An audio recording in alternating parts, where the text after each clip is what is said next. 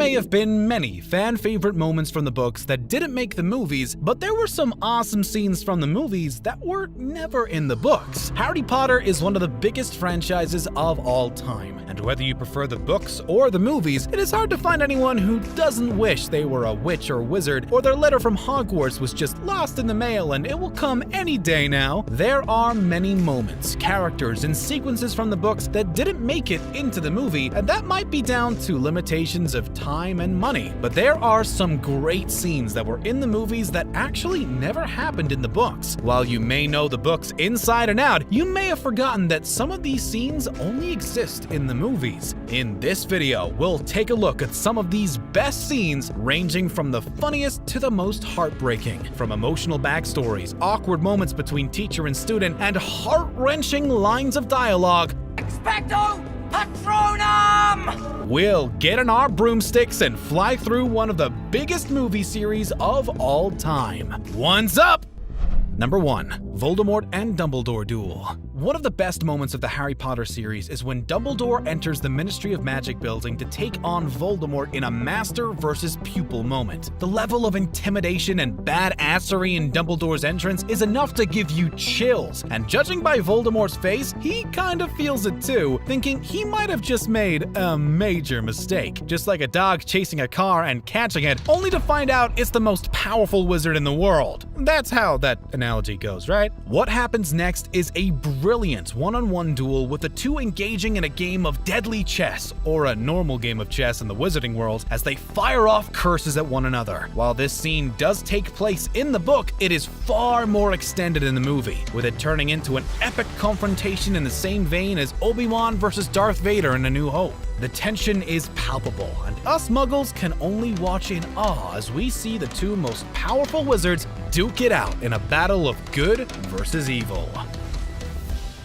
Number 2. Harry and Hermione's dance. One of the sweetest moments in the series comes in a scene between Harry and Hermione in Deathly Hallows Part 1. After being deserted by their best friend Ron, Harry and Hermione sit in their tent looking as downtrodden as fans of Firefly after its early cancellation. Sorry guys, it's just not coming back. But just as the duo look like they're at their lowest, Harry and Hermione dance together in a tender and heartwarming scene. This scene doesn't happen in the books, and with the loss of Ron being a somber stretch, this scene makes so much sense in the movie, seeing as how we watch these two grow up before our eyes and we feel connected to the characters. While some interpret this as a romantic scene between the two, that doesn't make sense in the overall narrative. Although with the amazing chemistry between the two, you can understand why Ron was a teeny bit jealous. But this scene serves as a moment of light relief where the teens can just forget about their troubles and just be young and carefree. And when your troubles are being hunted down by an evil dark wizard who wants to kill you, it might be a good idea to blow off some steam every once in a while. And to think when I was a teenager, my biggest trouble was figuring out why my crush didn't text me back. I'm starting to think she didn't like me. Number 3. Harry confronts Snape. One of the most devastating moments in the Harry Potter series is the death of our favorite mentor Albus Dumbledore at the hands of his trusted colleague Severus Snape. Dumbledore's death was heartbreaking, with it having a huge emotional toll on the characters, especially due to the nature of the betrayal. While readers knew that Snape was actually acting on the orders of Dumbledore to protect Draco Malfoy, moviegoers were left in the dark, and so of course were the characters. So when his closest pupil Harry gets the chance to confront his killer, that's exactly what he does. This scene doesn't actually happen in the books, with Harry safely under the cover of the invisibility cloak as Snape battles with 3 Hogwarts teachers. But the scene works out perfectly in the movie, and you can feel the anger bubbling as Harry launches an angry tirade at Snape. A man who trusted you and killed him. But what makes this scene even more powerful is the brilliantly nuanced performance by Alec Rickman as Snape, who you can see is conflicted with an array of emotions and trying to remain in character as a loyal Death Eater, even though he was Team Dumbledore all along. If anything, this scene just goes to show you how great Alan Rickman is, and there is nothing wrong with that. Number 4. Nice one, James. Harry may be the chosen one, but one thing that has always weighed heavily on our souls is the loss of his parents. Luckily for him, he did manage to have a pseudo-father figure with his godfather, Sirius Black. But unluckily for him, their relationship was cut short after his death at the hands of his own cousin, Bellatrix Lestrange. What makes it more heartbreaking is Sirius's final words. As Harry and Sirius end up dueling with Lucius Malfoy and his luscious golden hair, Harry uses the Expelliarmus move to disarm Lucius, to which Sirius says, "Nice one, James." Nice one, James! Referring of course to his best friend and Harry's father. Throughout the series, characters note Harry's likeness to his father, except for his mother's eyes of course, and Harry feels attached to him through his physical traits, and he seems touched by Sirius calling him James. But what is more poignant is that it allows Sirius to relive the good old days and fight side by side with his dearest friend. This makes sense, as his life effectively ended with the death of James, with the majority of his life spent afterwards in Azkaban prison being framed for the murder of the Potters, which if it were real, would make for a great Netflix docuseries. It's a touching moment, but as the Harry Potter series tends to do, you're hit with an emotional blow like a bludger to the chest by Sirius's death moments later.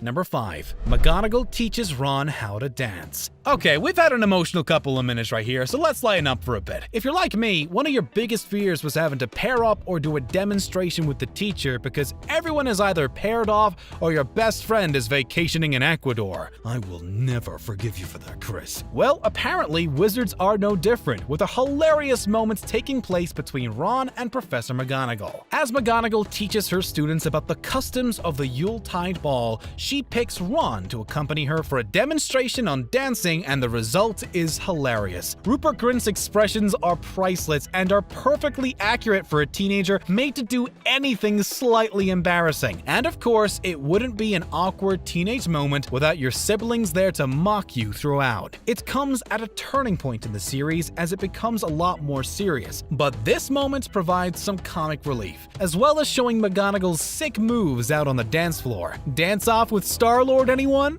Number 6. Aragog's funeral.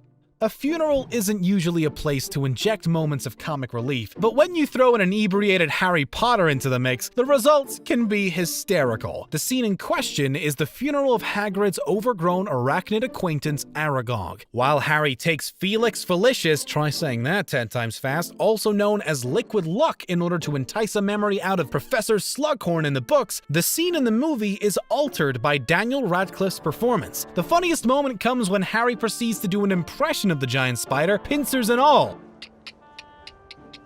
While it may not be the most appropriate to do an impression of the deceased at a funeral, this moment serves as another moment of comic relief in an otherwise emotionally taxing movie. It also allows Radcliffe to show off his comic acting chops and allows his awkward charm to shine on a character that he often plays straight. Also, to be fair, Harry has a right to beef with Aragog after he did set his children after Harry and Ron to eat them.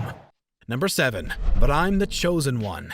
Another piece of comic relief at the hands of Radcliffe comes in a banter-filled exchange between Harry and Hermione. Harry often tries to shy away from the limelight and his celebrity status, unlike me when I try to get verified after getting 10 likes on Instagram. But in a rare moment, Harry makes light of his notoriety after he learns that fellow student Romilda Vane has a thing for him. You just wait till she sees his spider impression. I mean, ladies, form an orderly line, please! Hermione warns Harry that she thinks he is the Chosen One, to which Harry gives a wit-filled reply saying that he is the Chosen One. Let's be honest, being the Chosen One does look good in your Tinder profile, or whatever the wizarding equivalent is. The scene doesn't take place in the books, but let's face it, sometimes it's just good to see teenagers being teenagers, and also, as mentioned earlier, an evil wizard wants to kill him. He needs to laugh sometimes. Also, for anyone who can think of a funny wizarding Tinder equivalent, please let me know in the comments below, because my mind has drawn a blank. Number 8. Hermione wipes her parents' memories. Speaking of minds drawing a blank, okay, I'm sorry, that was a horrible transition. Moving back to the emotional gut punches, yay! In a beautiful yet horrifically sad scene, we see Hermione obliviating her parents and wiping their memory. While we do know this happens in the books, to actually see it play out is a completely different emotional reaction, and to see Hermione's heartbreak is devastating. It also really sets up the stakes of the movie by showing you everything the teenagers are giving up. It also sets the tone of the movie and lets you know that this isn't going to be a fun-filled experience, and seeing as it ends with Dobby dying, I think the tone is encapsulated pretty well. Still not over it, man. Number 9. Slughorn's Story of Lily. As we mentioned earlier, Harry has an empty void in his heart left by the death of his parents, meaning he relishes hearing any story anyone can tell about them. In an added scene that wasn't in the books, as Harry acquires the memory from Slughorn, he recounts a touching story of his relationship with his mother Lily. Slughorn tells Harry that Lily created a fish out of the petal of a lily flower for him, which disappeared upon her death. Slughorn holds his best students in high regard, and in a brilliant performance from Jim Broadbent, you can see how much Lily meant to Slughorn on an emotional level, but it also serves to show how much Harry has missed out on, with his experiences with his parents only coming through stories from others and near-death experiences. It is also more poignant, as it shows how much empathy Lily had to those around her, and the reason she died was protecting the person she loved the most, her son, Harry. I'm not crying, I must just have some flu powder in my eye. Number 10. Wands Up.